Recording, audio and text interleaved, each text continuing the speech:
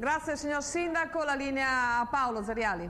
Buonasera. Grazie. Ecco, io volevo chiedere per quanto riguarda le domeniche dello shopping. Allora anche qui ci sono polemiche e lei ha lanciato una proposta in qualche modo provocatoria. Sì, nel senso che noi stiamo assistendo da molti anni a una situazione che penalizza il portoguarese, ma Portogallo in modo particolare, ma non solo, che essendo molto vicino al Friuli soffre di una diversa legislazione commerciale tra quella in essere nel Friuli Venezia Giulia, regione a statuto autonomo come tutti sanno, e la regione Veneto.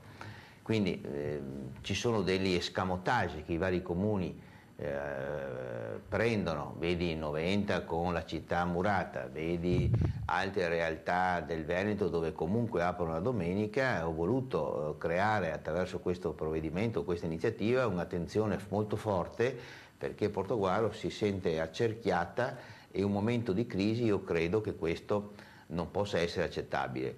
Il meccanismo è scattato proprio per difendere le attività economiche.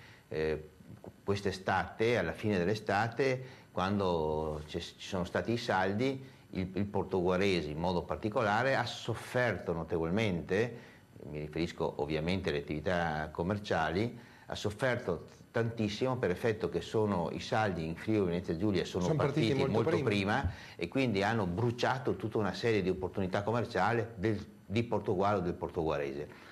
Allora il problema delle domeniche non è fine a se stesso, c'è un problema di orari, c'è un problema di regolamentazione, c'è un problema di animazione di centri storici, c'è un problema di collegare i centri commerciali con i centri storici, c'è un problema anche delle aperture domenicali. Mi pare che abbiamo raggiunto l'obiettivo perché è intervenuto sia l'assessore regionale che anche la Presidente della provincia. Ecco, di questo torneremo a parlare e anche poi di tutte le necessarie azioni di raccordo appunto tra Veneto orientale e Friuli.